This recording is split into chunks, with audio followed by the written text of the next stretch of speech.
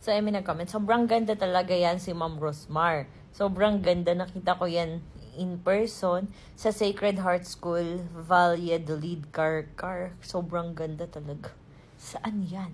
Alin ba yung Sacred Heart College? Yung sa Lucena City ba yun? Di pa ako TikToker nun So, ayan.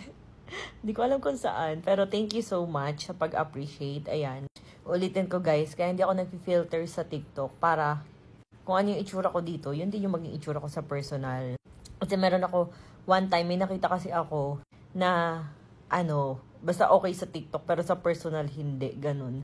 And hindi ko siya masyado nakilala kasi parang super layo talaga nung personal and nung TikTok. Kaya ako talaga, mini-maintain ko na hindi ako nag-filter or hindi ako pala makeup or hindi ako nag-edit ng mga pictures ko bago ko i-post. Kasi, guys, bukod sa CEO ako ng skincare, gusto ko ipakita yung tunay na skin ko. Ayan, zoom natin. Okay, makikita nyo pa rin naman, may konti pa rin akong mga, ayan, hindi ko fini-filteran.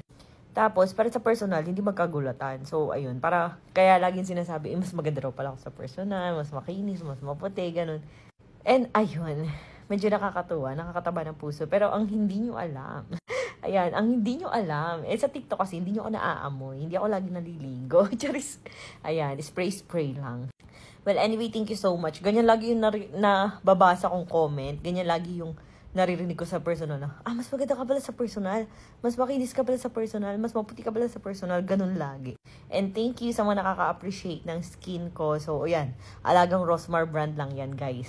Lalo na siyempre buntis ako ngayon, bawal uminom-inom ng kung ano-ano mga supplement, mga ganyan. Ayan, tamang pahid-pahid lang ng skincare. Ayan, sikreto ng buntis na makinis na walang halong chismis. Thank you. Kakaligo ko nga lang